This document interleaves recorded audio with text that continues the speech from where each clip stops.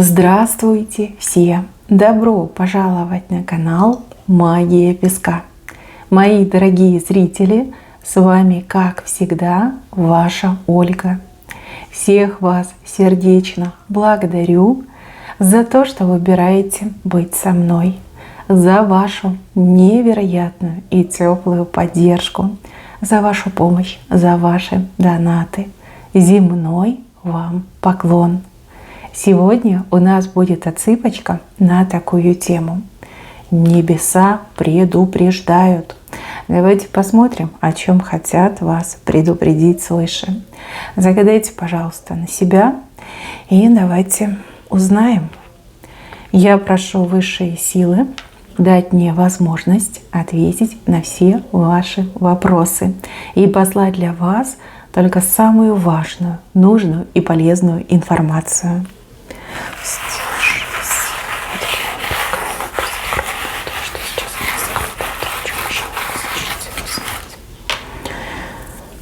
Ух ты, как интересно. Вас предупреждают, что вам сдаваться нельзя. Не отступай, не сдавайся.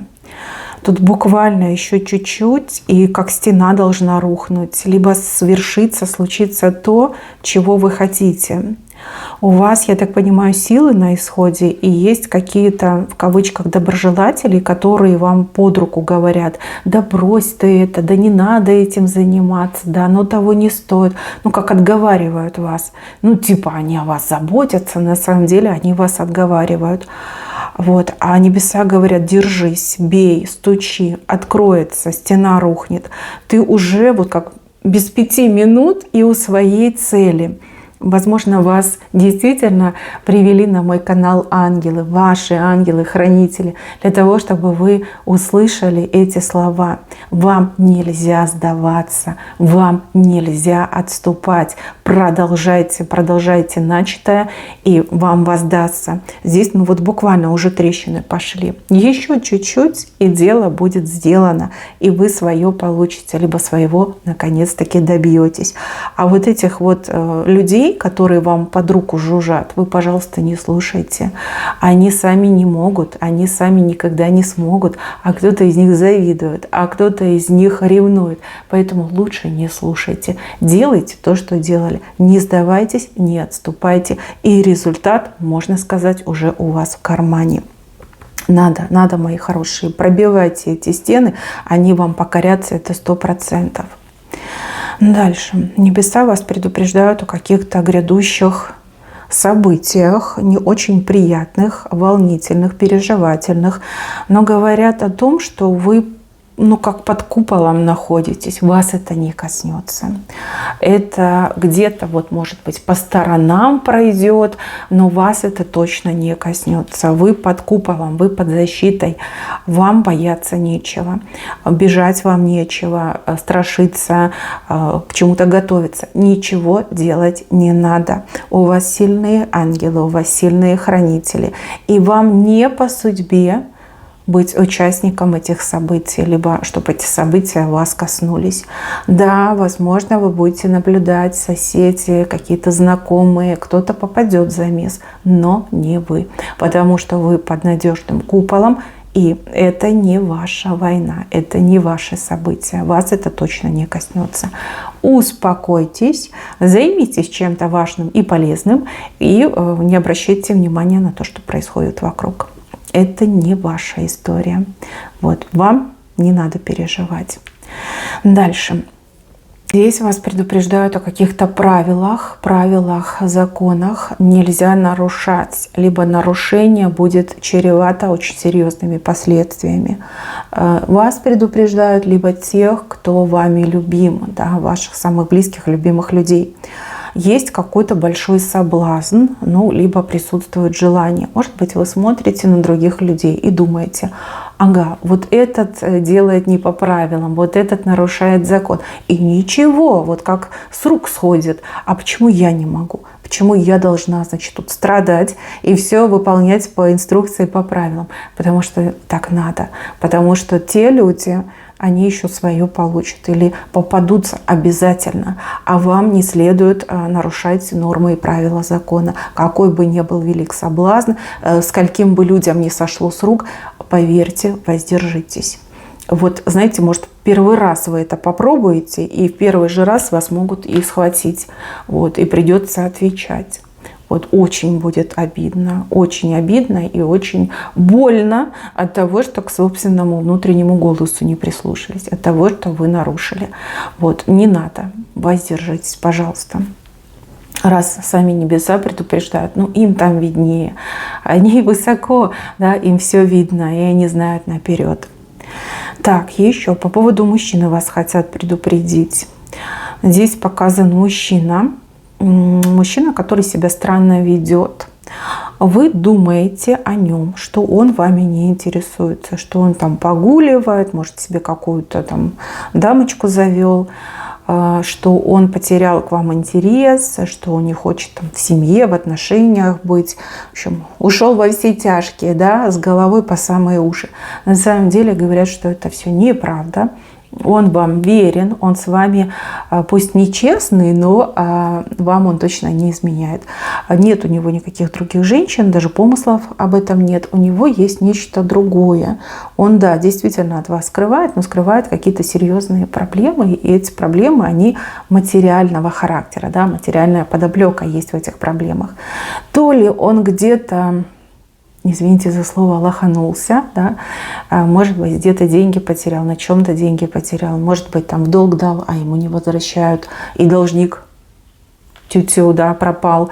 Может быть, мужчина и работу потерял, либо какие-то серьезные вот проблемы у него идут. Что-то действительно важное для вас обоих. Он не хочет вас расстраивать, он надеется на то, что он все исправит, и очень верит в то, что он это сделает быстро, и вам вообще не придется говорить об этих проблемах, да, с которыми, ну, получается, вы оба столкнулись. Да? Вот, значит, мои хорошие, тема скользкая, тема тяжелая.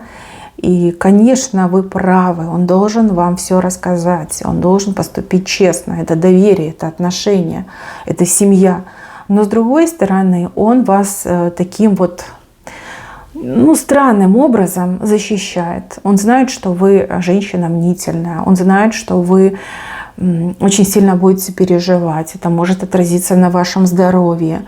Это может на его здоровье отразиться, да, потому что вы возьмете большую пилу и начнете, значит, его пилить. Ну, даже если вы этого не хотите, может быть, это какая-то особенность вашего характера. Вот, да, он не прав. Но он это делает из благих побуждений. Даже если это слово взять в кавычки, все равно, да, все-таки благих. Вот. Дело все раскроется. Причем раскроется быстро. И ему уже будет некуда деваться, он вам во всем сознается. Здесь вас предупреждают, что не нужно тратить время на ссоры, на выяснение отношений, на какие-то, вот, знаете, обвинения, либо «ну я же тебе говорила, да, я же тебя просила». Не надо этого делать. Лучше вот сядьте вместе сразу, да, и подумайте, что вы можете предпринять, чтобы решить. Высшие силы видят ваш разум. Разум у вас прям такой светится, голубым светится, синим светится. Это прям ум в чистом виде. Вы можете придумать. Именно вы, мои хорошие девушки, жены, невесты, возлюбленные, вы можете придумать, как выпутаться из этих проблем. Вы гениальны в этом плане. Можете это сделать. Так что не пилите, не ругайтесь, просидите, подумайте, придумайте для него, и пусть выкручивается. Вот эту неприятность вы точно переживете. Да, она болезненная, да, она коснется, ударит по карману, но вы это переживете. Деньги потерянные, деньги придут. Вот. То есть еще свою заработаете. Да? Вот как-то так показали. Но точно не изменяет, и никаких других женщин вообще в помине нет. Они ему и не нужны. Он вас только любит. Вы для него ценность. Вы для него женщина на миллион. Вы его судьба. Вот. Не грешите. Ни измены нет. И следить за ним тоже не надо. Это ничего хорошего не даст. А еще больше запутаетесь, и все. Дождитесь. Здесь какая-то ситуация, которая все раскрывает. Вы как-то вот должны узнать, не от него узнать, от кого-то другого. Да, вот все раскроется. Может быть, из банка вам будут звонить, а может быть, кто-то другой. Ну вот раскроется, точно раскроется. Дальше показывают момент, где вы где-то ходите, бываете. Какое-то место, то ли вы по ночи ходите, то ли место такое злачное, неприятное, может, мимо проходите, там какие-то асоциальные личности собираются. Вот зря вы это делаете, зря. Не надо там ходить, не надо. Тут даже если что-то плохое не произойдет, то какой-то испуг сильный может пойти. Но вот мне показывают каких-то людей, неадекватных людей, у которых измененное сознание, то есть то ли наркоманы, то ли алкаши, но кто-то вот такой, знаете, могут напугать вас очень сильно, и потом будет испуг. Вот, не надо там ходить. Лучше сделайте крюк, обойдите по-светлому, обойдите там, где люди ходят. Но не ходите вы по этим трущобам. Не надо вам вообще там бывать. Вообще не надо. Даже по светлу не надо там ходить. Вот об этом вас предупреждают. Это именно вот как ангел ваш хранитель предупреждает. Возможно, у вас сердечко начинает учащенно биться, когда вы подходите к этому месту.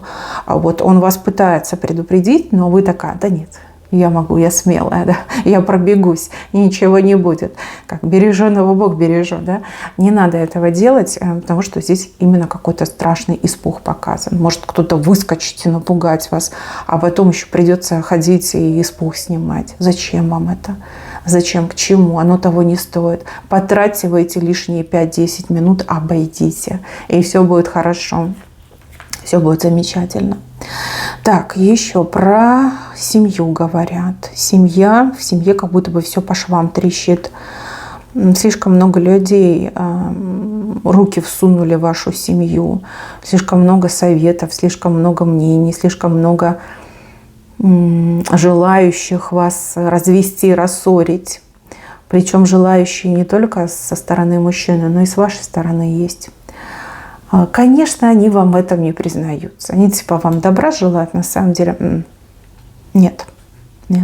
Вы меня извините, но тут все прям пропитано завистью и ревностью. Да. Родные и близкие тоже могут и завидовать, и ревновать.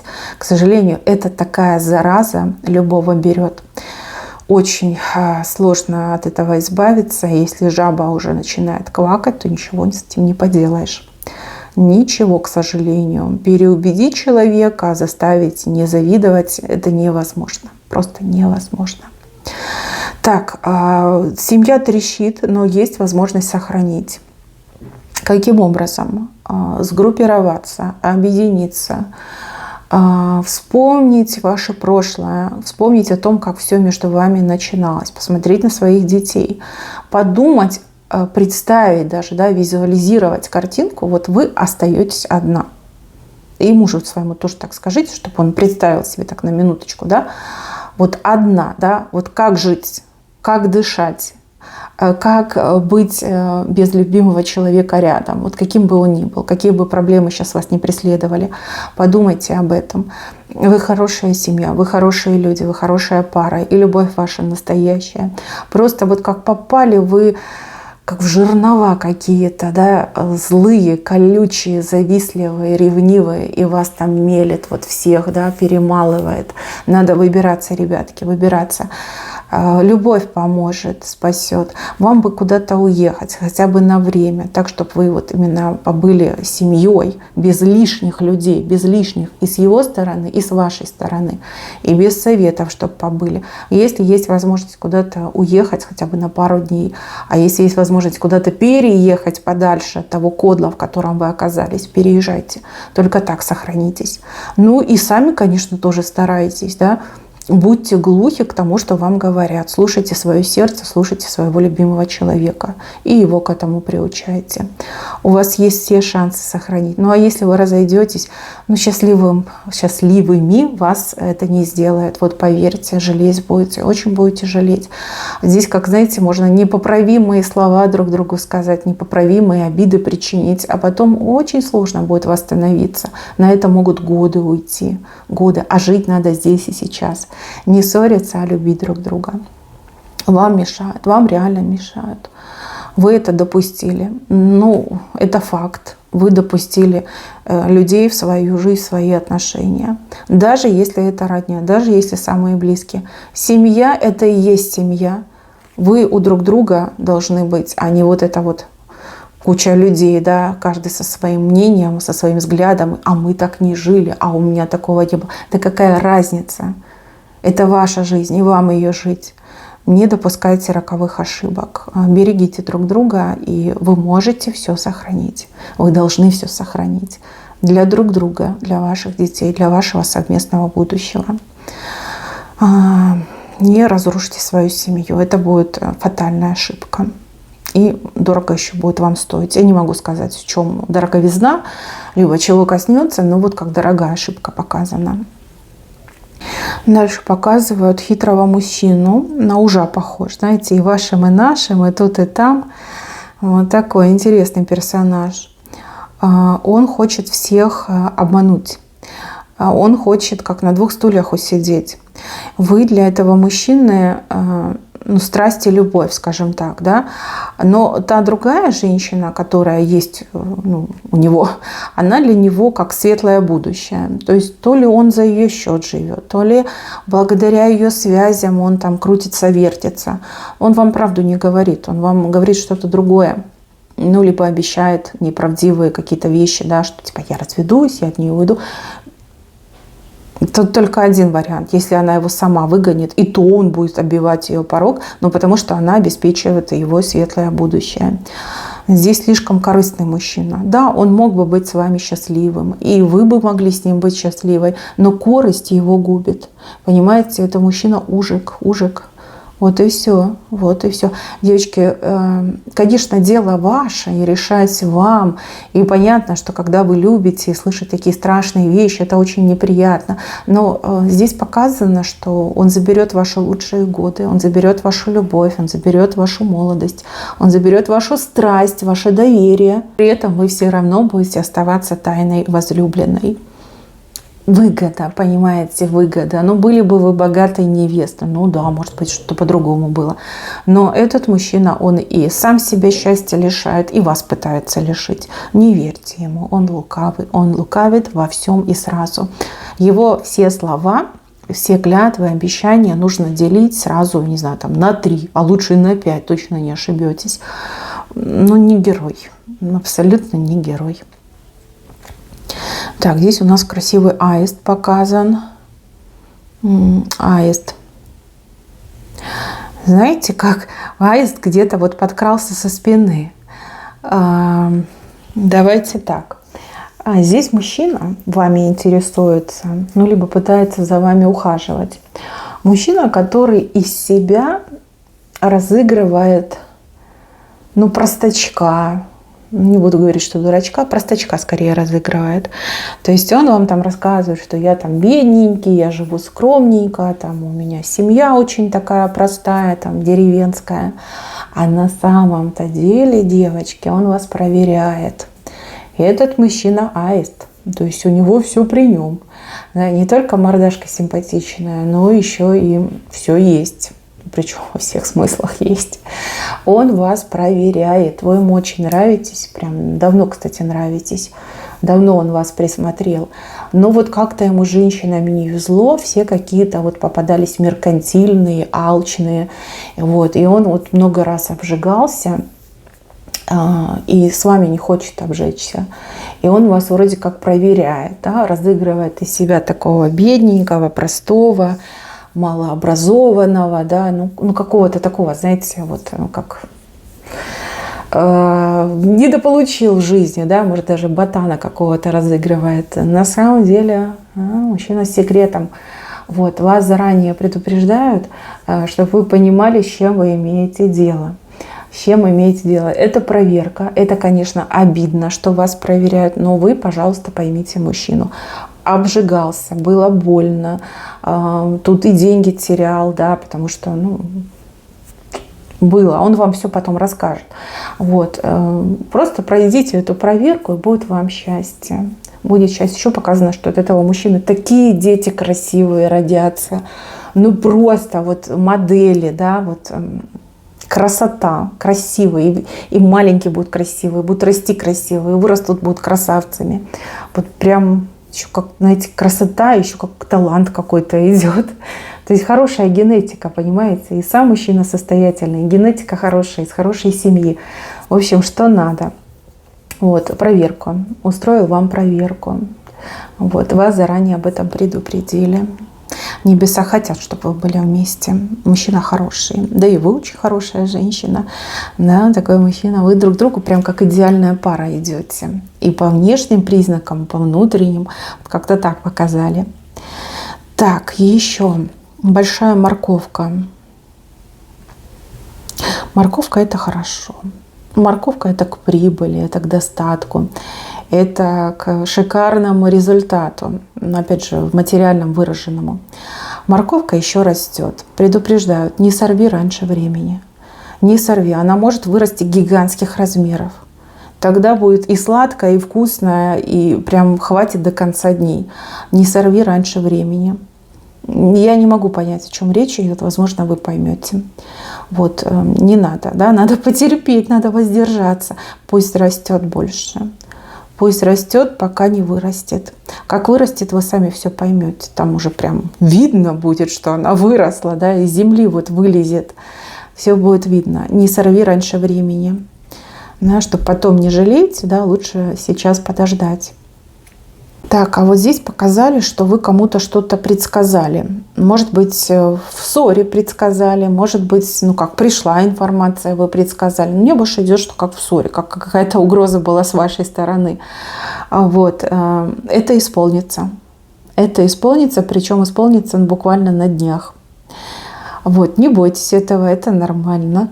Это нормально, вы действительно можете предсказывать. У вас было измененное сознание, вы настолько вот возбуждены были, либо перевозбуждены были, что у вас вот прям получилось. Вы увидели будущее человека, и это было не просто ругательство, это было не просто пожелание, это было именно предсказание, и это исполнится. И исполнится не потому, что вы это прикликали, а потому, что так должно быть. Вот и все.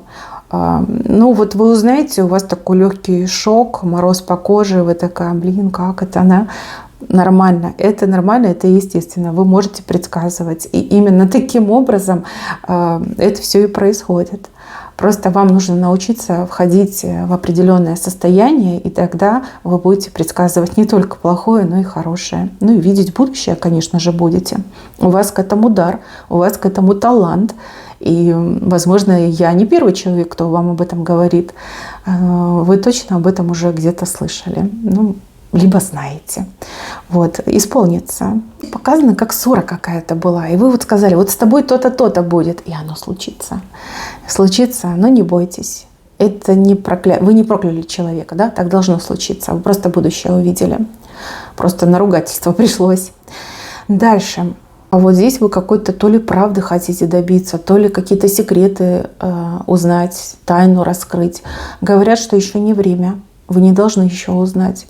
Пока информация вам недоступна, она не откроется. И зря тратите только лишь свое время, драгоценное время. Вы должны чем-то другим заниматься, либо на что-то другое бросить все свои силы. Что-то вот рядом с вами находится, и вы это все время отодвигаете. Вы такая, ну не сейчас, ну потом, да, что у меня сегодня настроения нет. Вот думаю об этих тайнах и секретах и не делаю то, что должно. Пока информация закрыта и не откроется. Пока время не придет, не узнаете. А вот время придет, сразу все само и откроется. Даже искать не надо будет.